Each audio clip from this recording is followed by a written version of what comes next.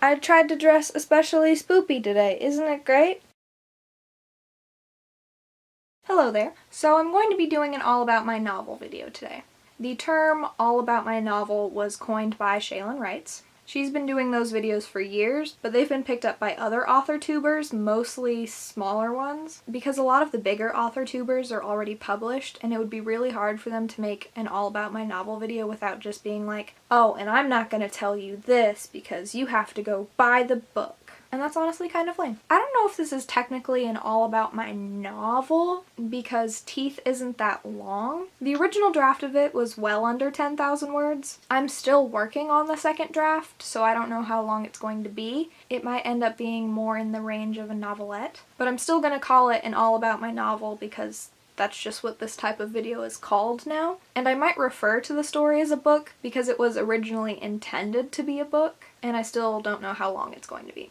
I originally wrote this story in April of 2014 for Camp NaNoWriMo, so I would have gotten the idea for it in March of 2014, which means I would have been 13, 14 years old because my birthday is at the very end of March. To be completely honest with you, I don't remember getting the idea. I remember what was happening at the time that could have caused an idea like this to happen, but I don't remember getting the idea because I've blocked out the entirety of 8th grade. But from what I can remember, I missed 14 days of school because I couldn't get out of bed. And these 14 days weren't consecutive. I missed a few days of school.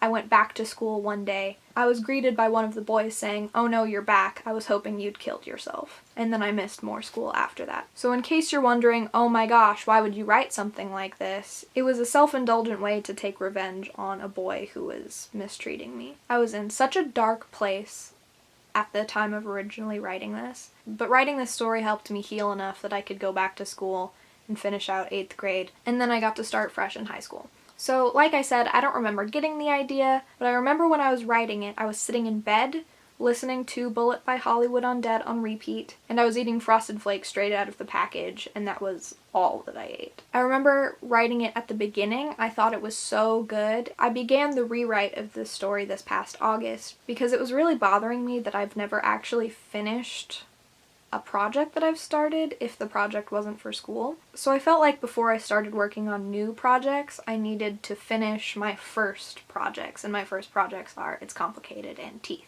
And because I'm rewriting it, this story has split into 2 versions with 2 drastically different sets of characters, even though the plots are relatively the same. This was actually the first story I ever outlined. I made a slideshow presentation, and I'll put some pictures of it up here. I made a little chart that spread across multiple slides, a bunch of boxes for chapter 1, a bunch of boxes for chapter 2, and so on, to try to organize what would be happening in the story. And I am actually using that outline to rewrite the story now. So I guess I'll start by talking about Alex.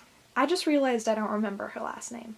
Of course her last name is Harper. Of course it starts with the same letter my last name starts with. Of course she's a self-insert character. Of course now I've kept the name but changed the character quite a bit. Alex lives on a farm in an unnamed city in an unnamed state in America. Alex inherited the farm from her parents and she works on it constantly. She goes to the farmer's market every week to sell her crops. She's friendly to everyone she interacts with. She seems really great, but as you find out in the first paragraph of the story, Alex Harper is a hit woman for hire. There doesn't seem to be a clear reason as to why she would be a hit woman for hire. She doesn't need to do it for the money, even though it does pay very well. She makes enough money being a farmer, so there's no real reason to be a hit woman other than she enjoys it. There's something broken inside her that makes her want to kill people.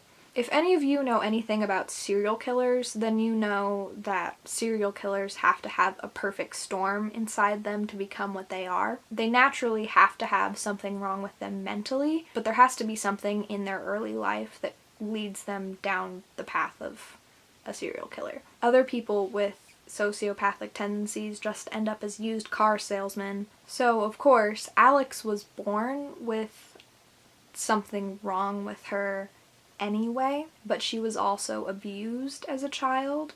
She was bullied in school, and eventually her first kill is one of her own family members. Of course, she wouldn't just do that randomly. She did it because the person she killed was the only person standing in her way of achieving this goal of hers. Everyone else had already died, and there was just this one person which was keeping her from inheriting everything. What it used to be is that Alex was a watermelon farmer, specifically a watermelon farmer in the state of New York, specifically. The abuse was very specifically her father would sharpen the watermelon rinds and cut her with them, and then eventually she kills her parents with watermelon rinds. It's really weird. I don't know what it is. Of course, when she was a small child, she killed animals. She lived on a farm. Everyone kind of kills animals when you live on a farm, but she didn't just kill them. She enjoyed killing them. And after she killed her family member, she knew she wouldn't be able to stop killing people.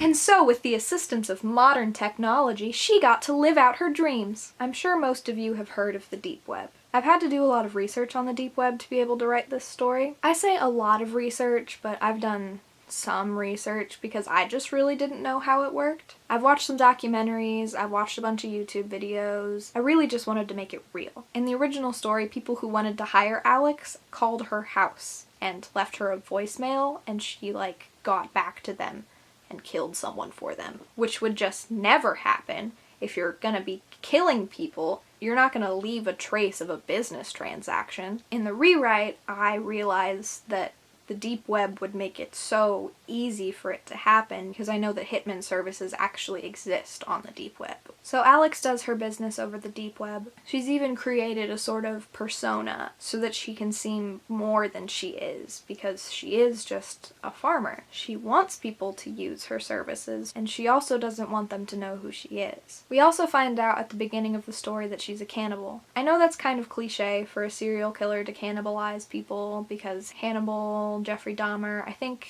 Hannibal's based on Ed Gein. I think that's correct. It's kind of a stereotype, but I really want her to be a cannibal. And of course she doesn't eat the whole person. She still buries their body, but she takes some meat off of them and eats them each time she kills someone as a sort of reward to herself, I suppose. Hearing all of this, you'd assume that she's a sociopath. You'd assume that she has antisocial personality disorder because that's what all serial killers seem to have. But Alex is perfectly sane in her own way. Alex has friends. Alex has one friend. Her name is Gwen. Gwen knows all of this about Alex. She knows that Alex is a cannibal. She knows that Alex is a hitwoman for hire. And yet they're still friends. Alex and Gwen had been friends ever since they were children. They'd been through similar things. They get along. Alex can be happy with her. They can be sad together. Alex can feel remorse and guilt, and she does.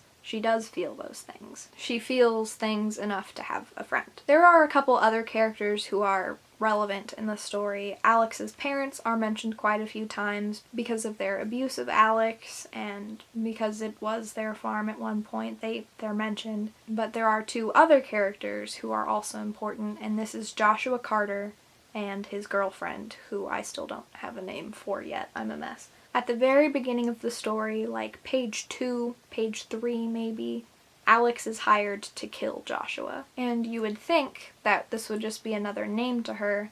You'd think she'd be used to killing people, but Alex and Gwen used to be friends with Joshua when they were young. Alex has a few reasons for knowing that she has to kill him. The first being that jobs like this came very sporadically, and the money would be very nice to have. It's tens of thousands of dollars, and she wants the money. She knows she can afford to not have it, but maybe people won't want to hire her as much, maybe her crops won't sell, what if she bleeds dry? The second reason being that she's never going to get an opportunity like this again. Now, Joshua and Gwen and Alex may have been friends, but they did stop being friends at some point, and for very good reason enough to want him dead.